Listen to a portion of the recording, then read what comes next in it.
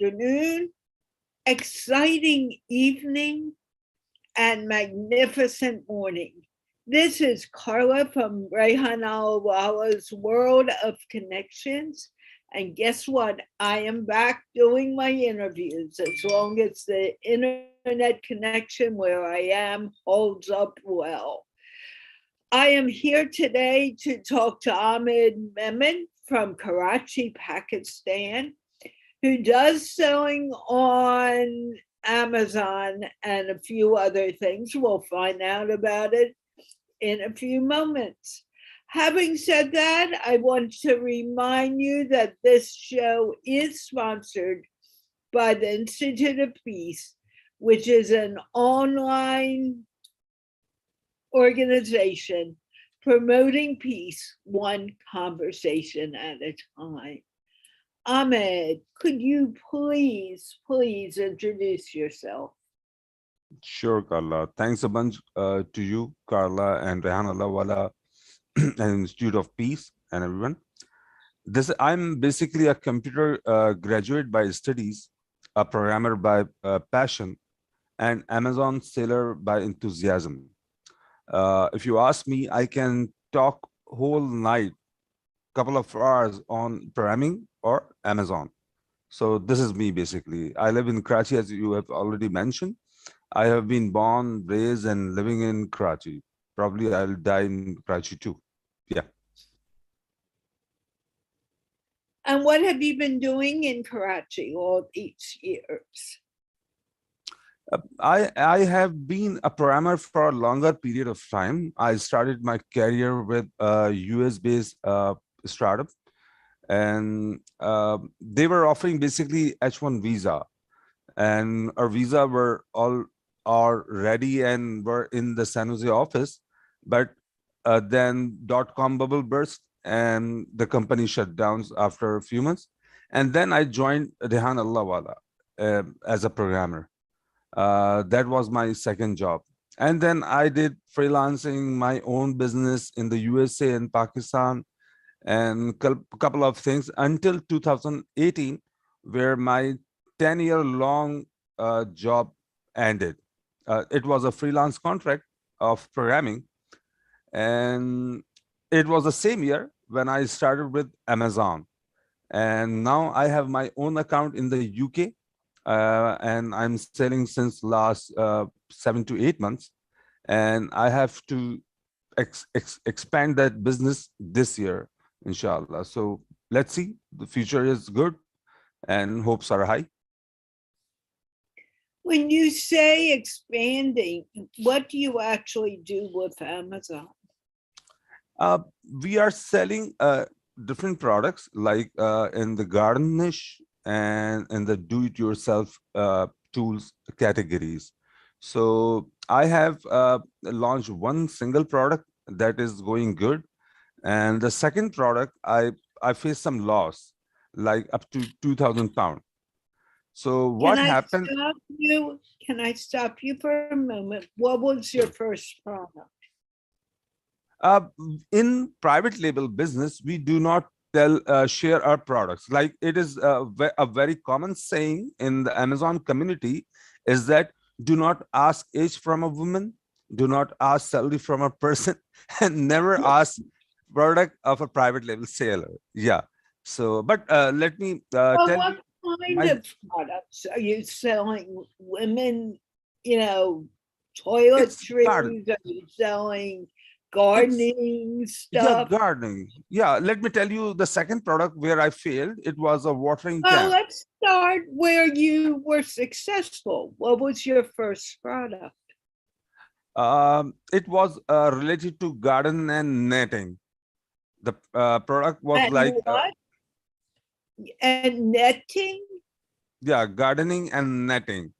What people do is that they have to lay over a membrane to keep their garden safe from weed, and they have to use couple of things like tent pegs, that gardening pegs, and other kinds of nails to keep that sheet to the ground, and they have to use some net around that membrane. So it was related to that thing. it falls into landscaping to some extent as well. Yeah. Did you enjoy it? Yeah, I enjoy selling. I enjoy e-commerce a lot. Recently, my love interest has become neuromarketing. Oh man, that is something awesome, amazing, What because is it. neuromarketing?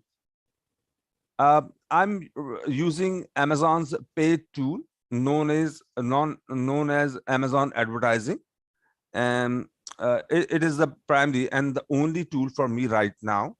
But down the road, I have plans to use Facebook, TikTok, Pinterest, and platforms like that. Yeah. But what do you, I don't know what you mean by neuromarketing. What is that? It's like we have to, we pay Amazon to show a product on top of the results or in the middle or at the bottom. And when we get visibility, people look at our product, and if they like the offer, they click and they ultimately buy. If they click our product, then Amazon charges us a variable amount, and that's what is all about Amazon advertising. That's the task Well, of. Yeah.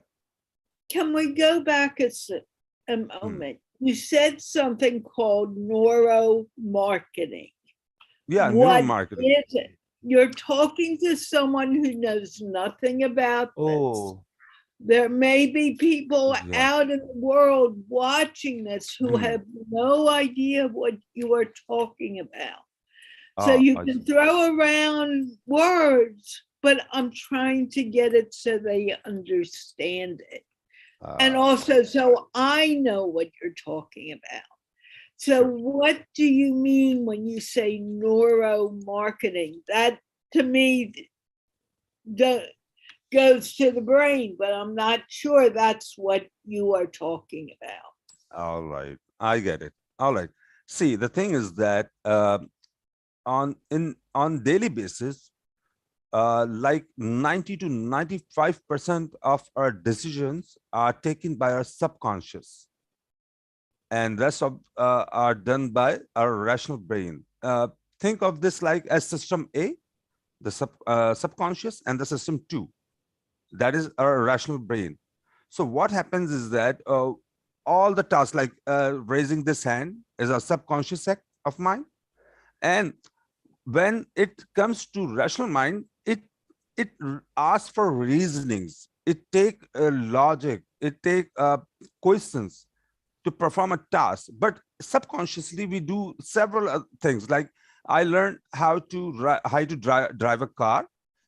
When I was learning, I had to keep focus on like the accelerator, the clutch, and brake, etc. Now, since I have been driving since many years, now I do not focus on my leg, and but it just work automatically. That's what our subconscious mind is doing. Like like for example, let me share you an example. Like for example, if there was a girl in Arizona, she was selling uh, some jewelry, some Indian jewelry of sapphire stone, and that was not being sold, and she was unable to sell single item for a longer period of time. So what she did is that she was about to give up, and she told her salesman to reduce the price. When she said him to reduce the price, she wrote a note writing 1/2. Like she was instructed him to reduce the price to half. And she left for another town to buy inventory. When she comes, she saw the rack was empty, which was obvious. After all, after reducing price to half, it has to go all the inventory. So what happens is that she shocked when she learns from her salesperson that he basically increased the price to double. Like for example, if it was $10 per unit, she was supposed to like lower the price to $5. But what salesman did is he misunderstood 1/2, and he assumed she is asking to double the price. So he put the price on $20 per unit. Why people buy that item crazy? Because they want to spend good amount of money or certain amount of money when they are buying something to give someone as a gift. So what we are being instructed since our childhood is that uh, whatever is expensive, it implies that it has quality. You see how we are programmed? We are programmed that if certain item has a higher price, then it must have some quality. So what happened there with that girl is that subconsciously people were under impression that, okay, this item worth $20, then it must be of higher quality. So what in neuromarketing, what happens is that we make use of their subconscious and let them buy a product. So this is what neuromarketing is. I guess I was able to explain you, or you're Keep on confused. going. Don't worry about that. Keep on Awesome. going. Awesome. So and what happens is that we take decisions which are not able to rationally proven, like there is no logic behind. Uh, my wife, she wanted to buy a skincare product from a store that is quite some kilometers away from my home. Uh, but she did not buy that online. Rather, she went to the store, the physical store, and bought the item. What she did. When I asked her that, why did you go to the physical store instead of buying online? Her response was that her rational mind was saying that uh, because I wanted to buy from physical store so that I can see how big the bottle is, how is the packaging, or if I might like some other item beside that, and I could buy or see other product as well. I said, no, that's not why you bought that item from physical store. You bought that item because your brother lives near to that store.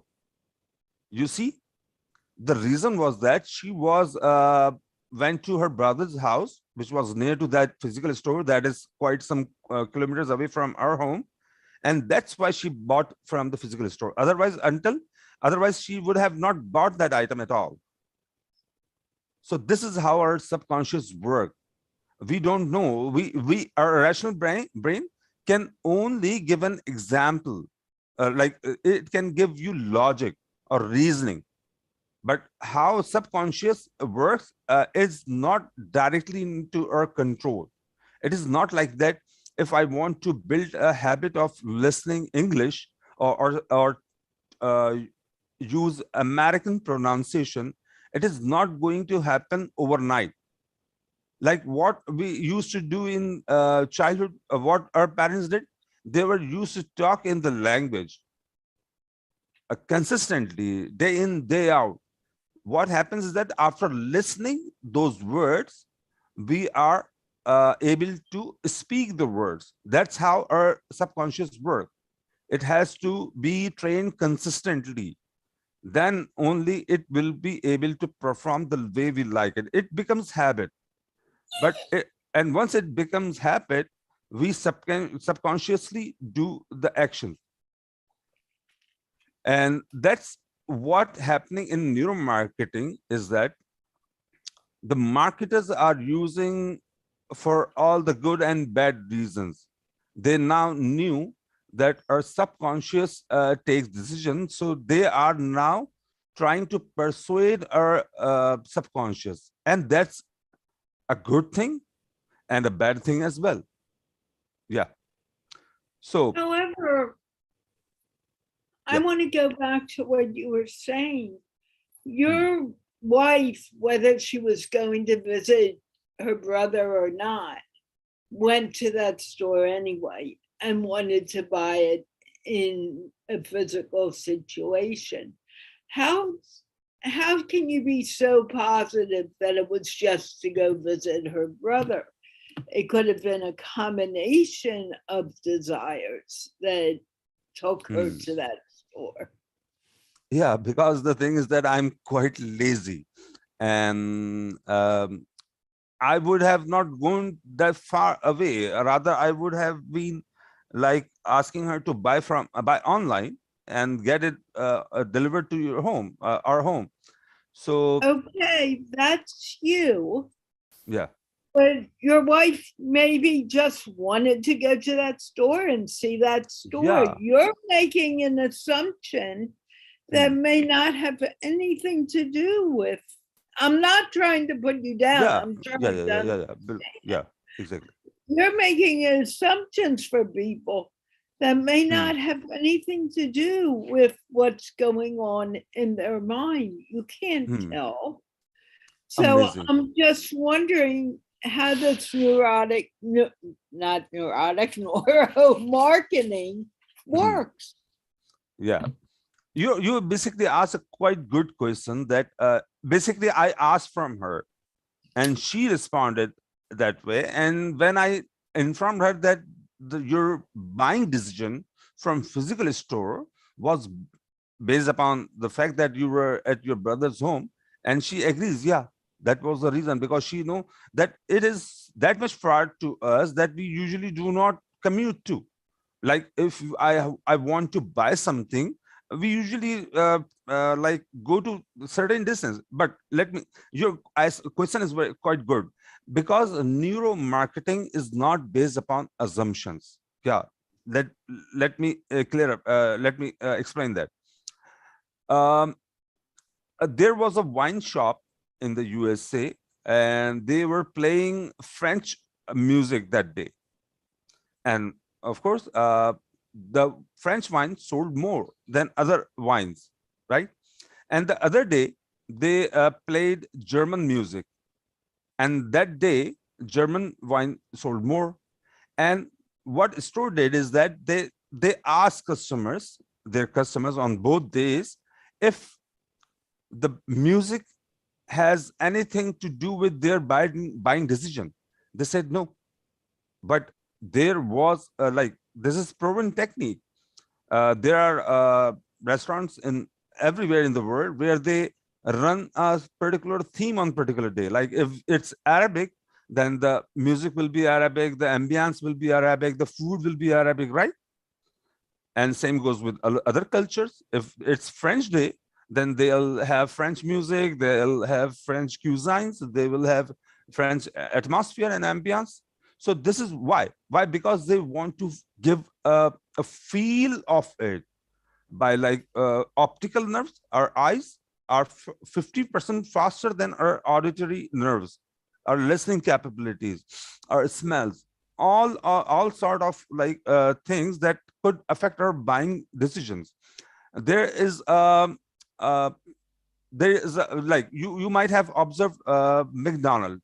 What they do is that they give toys to the kids, and that's why our kids have urge to buy that burger, or whatever they are offering, and they take their parents to the McDonald's even if they don't like to go to the McDonald's. You see, that's how they are they use neuromarketing. Recently, they were found that they were using particular smell in their cleaning products just to entice or just to favor the buyer's decision to buy more from them, like buy their fries, buy their burgers or cold drinks from them. That's how the world is working right now. Big names are there. Like, for example, let's say Amazon's web interface, how it looks. You see, there's trust factor. There is an image with perfectly sized dimensions, and there's title, there's price. There are four components that we that uh, that make our interest in particular product. like I used to say that in e-commerce, we do not buy meal prep containers, we do not buy bath towel. We basically are buying images and price. These are the two primary things that affect our likeness towards some product. That's how, because the actual product has not reached, will not reach to the buyer until 2 or 3 days in some cases. So basically what they are buying is they are just buying images. If the image looks good, if the content is good, if there is video amazing 10 on 10, then they will only buy.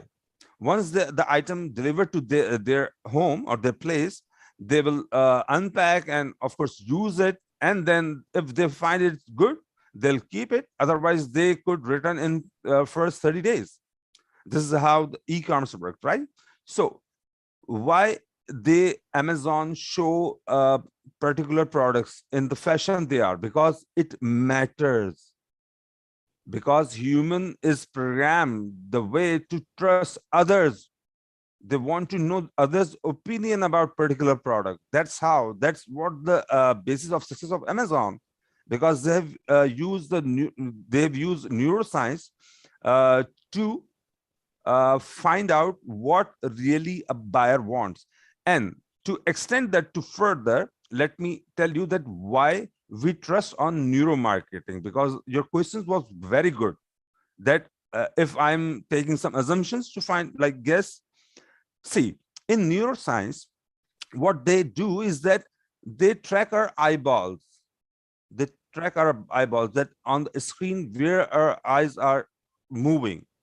And our eye, there is a substance in our eye that expand itself if we are focusing something, right? And if I'm focusing something, it does not mean I like it. I might be get frightened.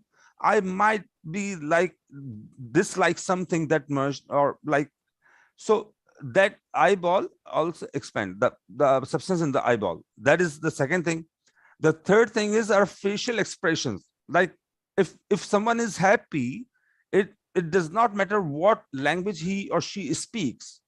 It's clear, it's evident by looking at their face that they are feeling happy, they are feeling joy. And same goes with the sadness. So facial recognition is the third thing. And the fourth thing is your pulse rate. Fifth thing is to watch their heartbeat. And another attribute is to find out how they are breathing. What is like how they are breathing, basically. So they have special devices. They put special devices on person's head and on the nerves to find. Because why? Because if you will ask me that why did I bought the wine, I could conveniently say that no, the music has nothing to do with my buying decision. But it's a fact. It's proven by neuroscience. There's data behind it. Let me share you another story. Pepsi did. Yeah, you wanted to ask something? Before you go to Pepsi, I wanted to ask, how does this affect your selling on Amazon? Oh yeah, Because you cannot, I mean, you're really just dealing with your computer. You're not talking to the people who are coming to you. You are not interacting with them. How does this affect your business? Amazing. Rashinda, could you give me that glass, please? Let me give you a demo and you will understand, inshallah. For instance, this is a glass, a steel glass, right? Right. You can see that, and your mind can tell that how big the glass is and for which purpose it could be used. Like, there's my hand, and now you understand that what will be the size of this glass. It's convenient, right? But assume that I have just a picture of this glass on internet, on Amazon, right? Some people will perceive that, oh, all right, it's fine. I wanted to drink water and it's perfectly sized for that purpose. Fine. There will be another group of people who would say that this is quite a small glass. I have to drink particular drink that usually serve in this size of glass. And some people will be interested in tequila. They would need like this much glass, this much long glass, right? So the picture is not displaying the relativity or of the item. Like there were several people who were complaining about the species because they see a big picture of squishy, but what they get is the just the smaller one squishy, so they annoy. So what we use, I'll show an image like this. You see how beautiful the image is. This having a glass in the palm of an adult palm will describe the relativity or the relative size of the object. This is how neuromarketing, like I know that their subconscious would understand that how big is the glass, right? This is the one thing.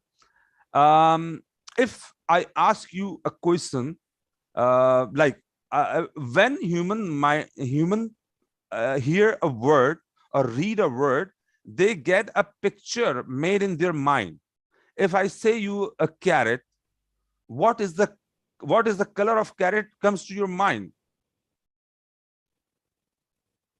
Orange. Orange. But in our region, it's red. If I ask Pakistanis that when they hear the word carrot, they would say they envision red carrot.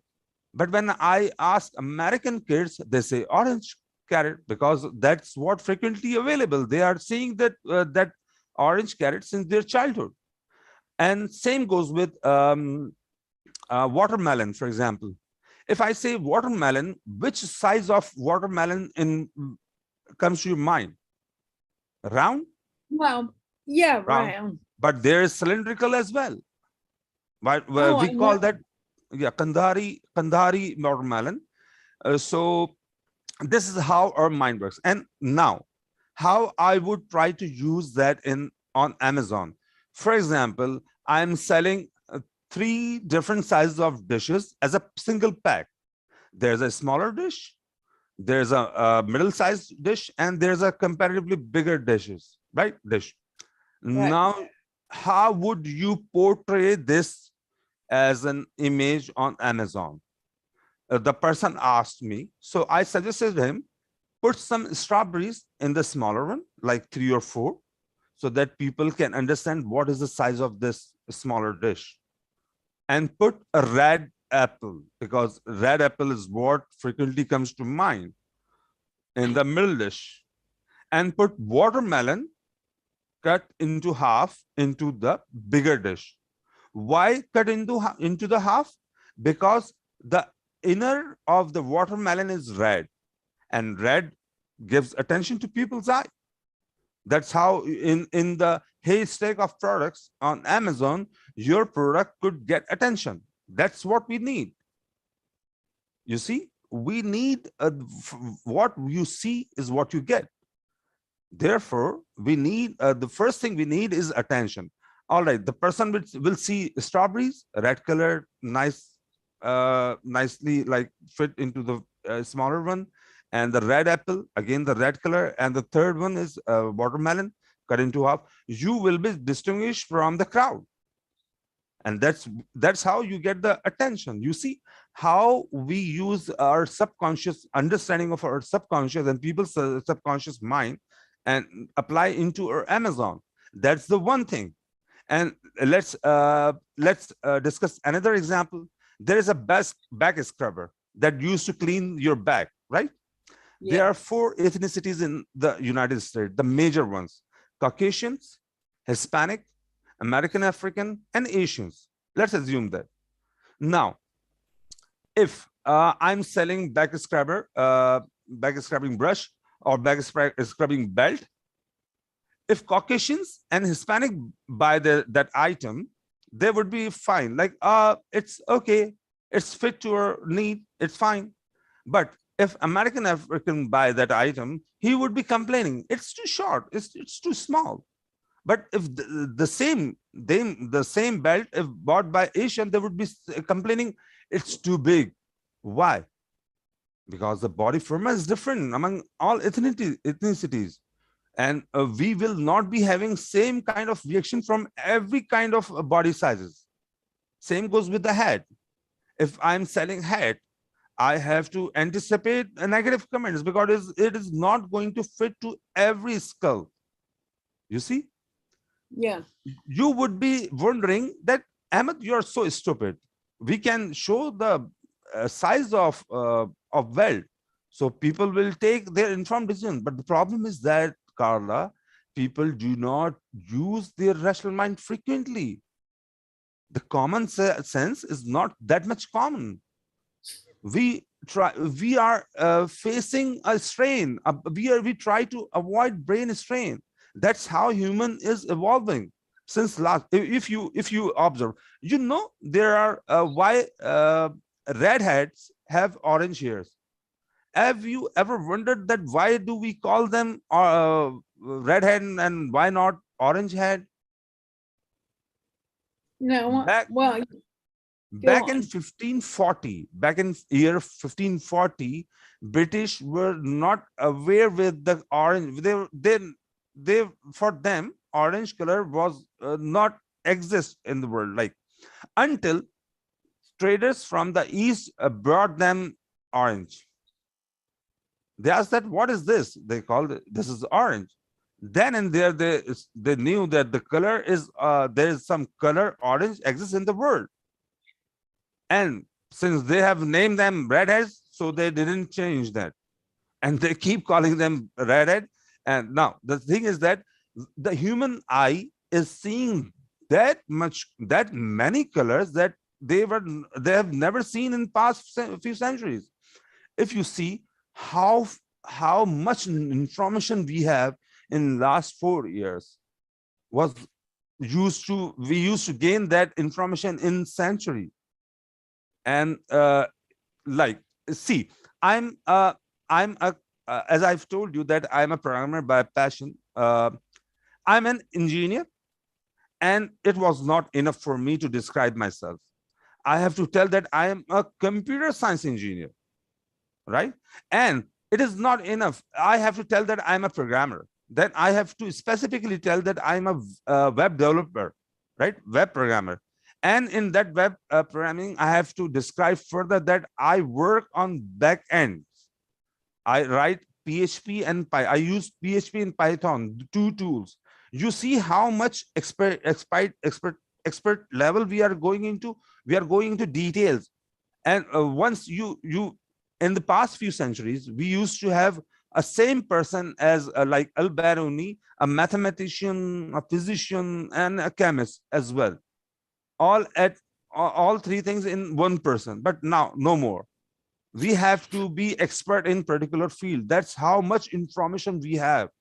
So what it has an impact on human brain is that we have got short span of attention. We avoid stress over our brain, our rational brain.